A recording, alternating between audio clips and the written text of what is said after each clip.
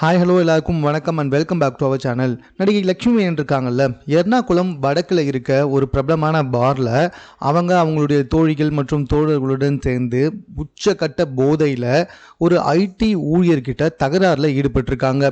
அந்த ஐடி ஊழியர் கிளம்பும்போது கூட உச்சக்கட்ட தகராறில் ஈடுபட்டிருக்காங்க.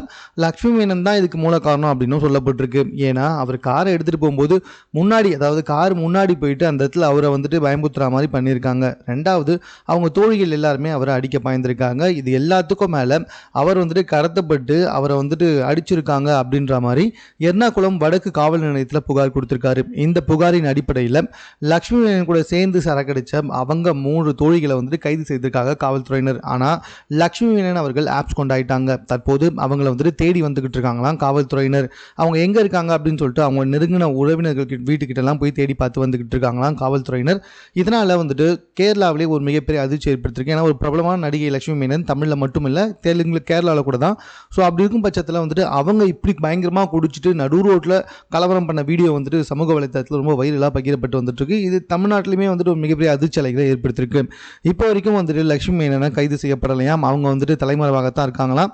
அது லக்ஷ்மி மேனன் இல்லை, அது டூப்ளிகேட் வீடியோன்னு பார்த்தீங்கன்னா அதுவும் கிடையாது, அது லக்ஷ்மி மேனன் தான். இதை காவல்துறையினரும் உறுதி செஞ்சிருக்காங்க.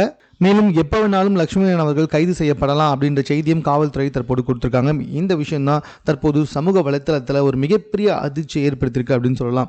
இது சம்பந்தமாக உங்கள் கருத்து என்ன அப்படின்றத கமெண்ட்டில் தெரியப்படுத்துங்க. மேலும் இது போன்ற செய்திகளை உடனுக்குடன் தெரிந்து கொள்வதற்கு சென்னை சேனலை சப்ஸ்கிரைப் பண்ணுங்கள்.